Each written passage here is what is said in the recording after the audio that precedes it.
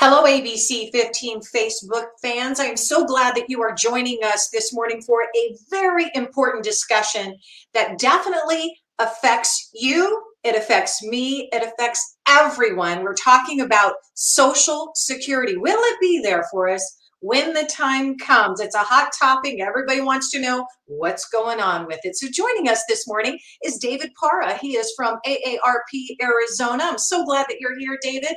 This is a hot topic, and I know that you're very passionate about it. So let's talk about this special effort that you're doing on the Social Security program. You're taking a hard look at it. Before we get into the details, kind of give us an overview of Social Security. Thank you, Terry. This is indeed an important program for folks, and started in 1935. We contribute to the Social Security program. 6.2% of our wages automatically go to this Social Security Trust Fund. We can accrue 4 credits per year. And in 10 years, we accrued 40 quarters, credits, points, however we want to call them. And so then we can say that we are vested for benefits. Then we wait for 62 and beyond to collect Social Security. This program also offers retirement benefits, disability benefits, survival benefits, and SSI. Medicare is somewhat related also to Social Security, and it can give benefits to the contributor, to spouses, ex-spouses, young children, and in some instances, parents. Very important program, definitely. So the question is, why is Social Security so important? But duh, you just answered it. It's everything. Definitely.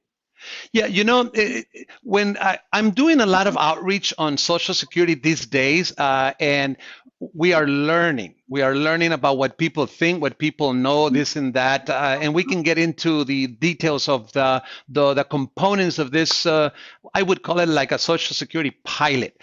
But one of the things that really strikes us is that one in every four, or for one in every 4 households of those in retirement, Social Security represents 90% of their retirement income. Wow, that's What does that huge. mean? That means that that's probably all they have. One in every 4. That's too many. So we have to make sure that this program continues. The solvency is extended right now. It doesn't look too good.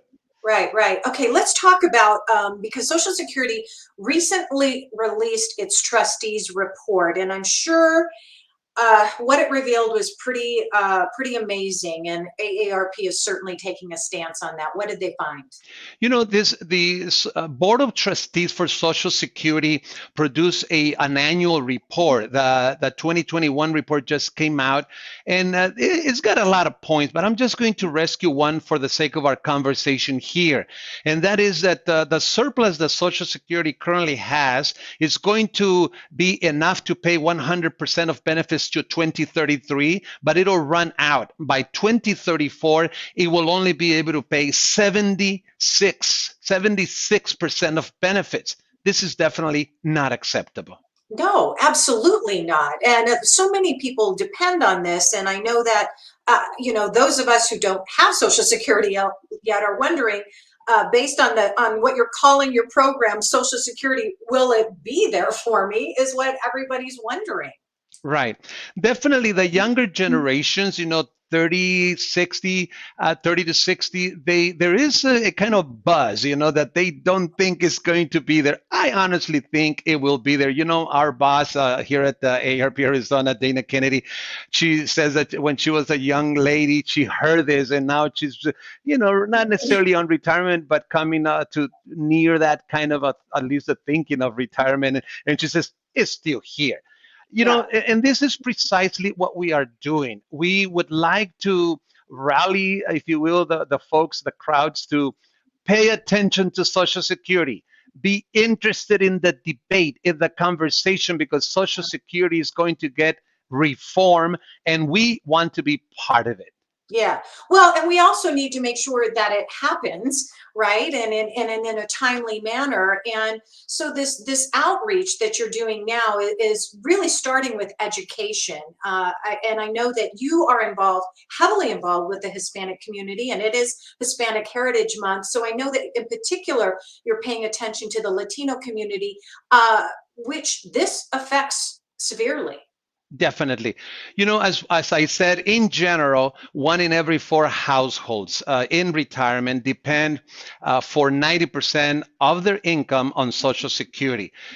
We started actually we started this year around July, and it'll go through November. It's a special outreach. We are having conversations on Facebook, conversations with future beneficiaries, 30 to 60. We would like to learn from them what they think about the program, what they know about the program, whether they think their parents or family members who are now on Social Security did the prepare for retirement. Right. Many of them tell us that they basically just did the best they could. So this is about planning, about becoming aware of Social Security in retirement, how much you depend on it, so that you can plan. So we Yeah. definitely need to encourage people to get involved. And we started the conversations on Facebook at AARP Arizona Hispanic Connection.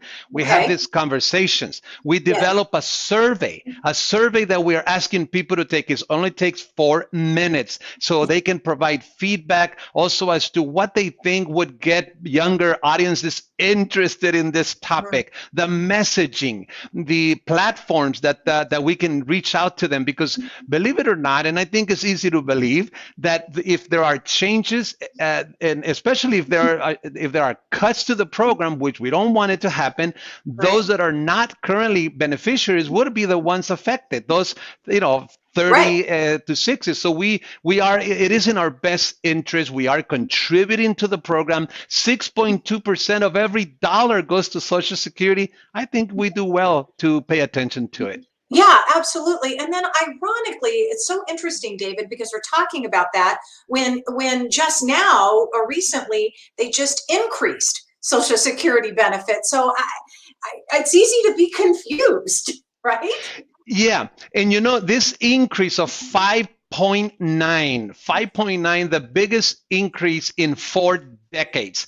On the one hand, great news for especially for those that depend more on this program. It'll be a great help. On the other hand, more money is leaving the program. So that even increases the need to pay attention to the program and to start the debate to see how we're going to what changes need to be made, what reforms of the program, so that Yeah. its solvency is extended the 75 years that it's supposed to. Yeah, exactly. And so we appreciate you starting the conversation and asking the questions. That's exactly what you're doing. Where can people go to learn more information, get involved, and have a voice? I have two sources or resources that people can go to. Of course, aarp.org/AZ. Again, aarp.org/AZ. And then follow our Facebook page. I am the gatekeeper, if you will, of that page and on Facebook, and it is AARP Arizona Hispanic Connection. I'll be meeting Excellent. you there, those of you who decide to follow us. Yeah, absolutely. Well, because this is just the beginning of this Definitely. discussion. And as I said earlier, you are rallying the troops, so to speak, trying to continue the discussion. We all have to be aware, and we all have to have a voice and follow along. At this point, it's all about education right now, especially to the younger people, right? Right. And Okay. one element that I forgot to mention is we are also going to be inviting people to become e-activists. An e-activist of Ooh. AARP is one who signs up to receive alerts via email. And these emails are so practical. There'll come a time when we'll send those emails out, and we're going to ask them, reach out to your representatives, to your senators, so that you Yes. can let them know how you feel about this program. So that's another important component of this effort. We would like people to sign up to be e-activists. All right. And can they do that at the aarp.org/AZ? They can definitely do that. I strongly recommend those interested. They can go there and then just do a search, e-activist. And another thing is that they can follow our Facebook page, and we will be having actually conversations about this matter in a week or so. And we will be providing the link so they can go to that link and register to be e-activists. Okay, there you go. Everything's virtual. You might as well be a virtual activist right now. Yes. It's for your own good, everybody. We got to make sure Definitely. that we stay all on the same page with this one. David Parra from AARP Arizona, thank you so much for creating awareness, getting the conversation going. Let's keep it going, shall we? Thank you, Terry. Definitely. Thank you for having me. It was my pleasure. Excellent.